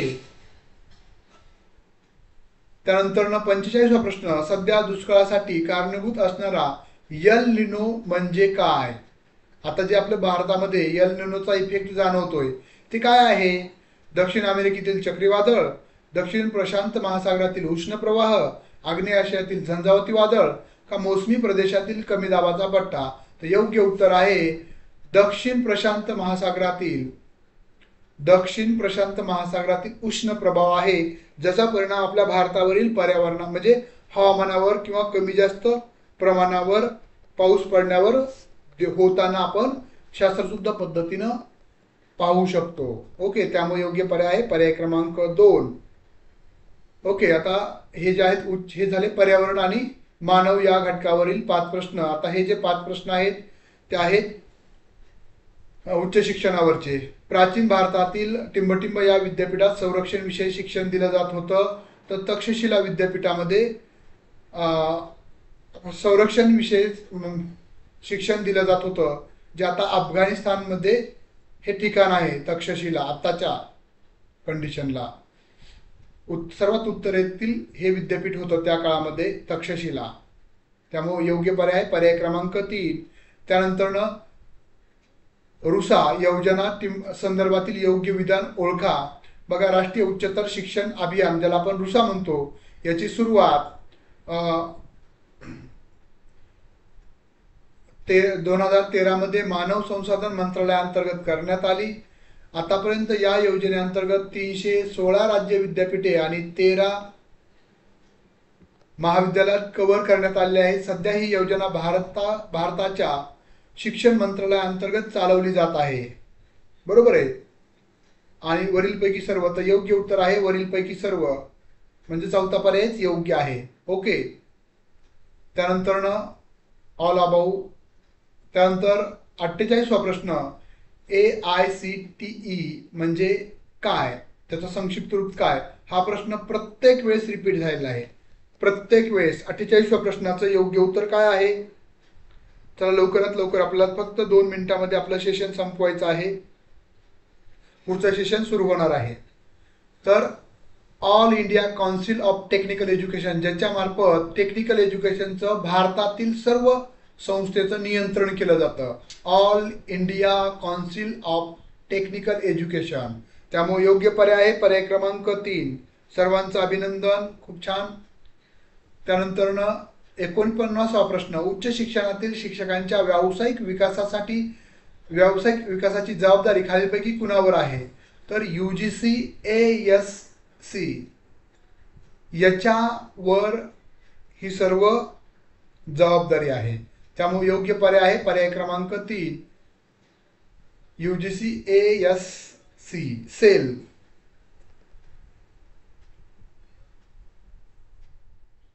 आणि शेवटचा प्रश्न, स्वयं संदर्भातील काय खरे नाही. बघा, हे विनामूल्य ओपन ऑनलाईन कोर्सेस प्लॅटफॉर्मसाठी भारत सरकारने पोर्टल आहे, जे विद्यापीठ आणि महाविद्यालयीन विद्यार्थ्यांसाठी शैक्षणिक अभ्यासक्रम प्रदान करते. दुसरा पर्याय, याची सुरुवात 9 जुलै 2017 साली झाली. सध्या मानव संसाधन विकास मंत्रालयाअंतर्गत याचं काम पाहिलं जातं. तत्कालीन राष्ट्रपती प्रणव मुखर्जी यांच्या हस्ते हे लॉन्च करण्यात आलं. स्वयं काय खरं आहे, काय खरं नाही म्हणजे काय चुकीचं आहे या 4 पर्यायापैकी. तर त्यापैकी पर्याय 3रा चुकीचा आहे. का बरं. कारण की सध्या मानव संसाधन मंत्रालय नाहीये, तर आता शिक्षण मंत्रालय म्हणून त्यांच्या अंतर्गत काम पाहिलं जातं. त्यामुळं 3रा पर्याय हा चुकीचा आहे. बाकी सर्व पर्याय योग्य आहेत. ओके. बघा, आपण आजपासून म्हणजेच टेस्ट सिरीज तुम्हाला 5 टेस्ट सिरीज मिळणार आहेत.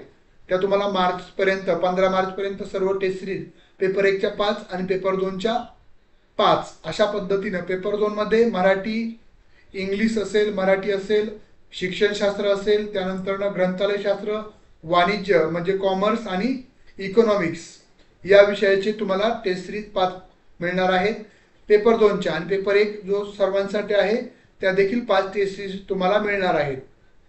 PDF स्वरूपामध्ये टेस्ट सिरीज मिळतील. याची चार्जेस पण आपण क्लासच्या विद्यार्थ्यांना फ्री आहे. फक्त टेस्ट सिरीज लावू इच्छितात त्यांना टेस्ट सिरीज आणि त्याचे जे आपण लाईव्ह क्लास होणार आहेत स्पष्टीकरणाचे ते तुम्हाला मिळणार आहेत. हे सर्व पेपर 1 आणि पेपर 2च्या टेस्ट सिरीज फक्त 500 रुपयामध्ये मिळणार आहेत आणि सर्व घटकावर अवलंबून असणार आहेत, म्हणजे 5 घटकावर अशा स्वरूपात नसणार आहेत. ओके. ज्या विद्यार्थ्यांना क्लास जॉईन करायचं असतील ते देखील आपण बॅच सुरू केलेली आहे, जी बॅचमध्ये फक्त तुम्हाला पेपर 1 आणि पेपर 2 मध्ये फक्त 3000 रुपयामध्ये 3 महिन्यासाठी मिळणार आहे. आणि फक्त तुम्हाला टेस्ट सिरीज जॉईन करायची असेल, आता 3000 मध्ये तुम्हाला पेपर 1च्या नोट्स, पेपर 2च्या नोट्स, त्यानंतर ह्या टेस्ट सिरीज पण मिळणार आहेत. आणि जर तुम्हाला फक्त टेस्ट सिरीज जॉईन करायची असेल तर तुम्हाला दोन्ही विषयाचे जॉईन करायचे असेल तर 500 रुपये, आणि फक्त तुम्हाला पेपर 1ची जॉईन करायची असेल तर 250 रुपयामध्ये तुम्हाला टेस्ट सिरीज फक्त मिळणार आहे. फक्त 5 टेस्ट सिरीज यामध्ये तुम्हाला मिळतील. ही टेस्ट सिरीज सोडून दुसऱ्या 5 टेस्ट सिरीज तुम्हाला मिळणार आहेत. ज्या विद्यार्थ्यांना क्लास जॉईन करायचे त्यांनी क्लास जॉईन करू शकता. तर आजचे जे मला माहिती मिळाली त्यानुसार, म्हणजे ज्या विद्यार्थ्यांनी मला क्वेश्चन्स आन्सर शीट सोडवून पाठवले होते, म्हणजे सोडवलेले, त्यापैकी पूर्वा मॅडम आहेत, पूर्वा माळी मॅडम आहेत. त्यांना एकंदरीत 41 प्रश्न त्यांचे बरोबर आलेले आहेत, म्हणजे त्यांचा मार्क स्कोर आहे 82 मार्क त्यांना मिळालेले आहेत. त्यांचं सर्वांच्या वतीने आणि आपल्या ऑल एक्झाम कट्टा आणि एशियन क्लासेस पुणे यांच्या वतीनं त्यांचं खूप खूप अभिनंदन पूर्वा मॅडम. त्यांना आपण 101 रुपया देखील बक्षीस म्हणजे प्रोत्साहनपर बक्षीस म्हणून आपण त्यांना ऑनलाईन स्वरूपामध्ये पाठवणार आहात. खूप खूप अभिनंदन. बघा, माझ्याकडे जे माहिती 5 विद्यार्थ्यांनी पाठवली होती त्यापैकी पूर्वा मॅडमला 82 मार्क, 100 पैकी 82 मार्क पडलेले आहेत. खूप खूप अभिनंदन. त्यानंतर पल्लवी मॅडमला पण 34 प्रश्न त्यांच्या बरोबर आलेले आहेत, म्हणजे त्यांना 68 मार्क पडलेले आहेत. त्यानंतर अश्विनी मॅडम, त्यांना पण साधारणतः 25 प्रश्न म्हणजे 50 गुण त्यांना मिळालेले आहेत. त्यानंतर एक दुसरे सर आहेत, त्यांना पण म्हणजे 25च्या पुढे सर्व प्रश्न बरोबर म्हणजे 50 मार्काच्या प्लस मार्क मिळालेले आहेत. तर त्यापैकी सर्वात जास्त मार्क मिळालेत पूर्वा मॅडमला. बघा, आपण यावर आता पुढच्या सेशनमध्ये चर्चा करूयात.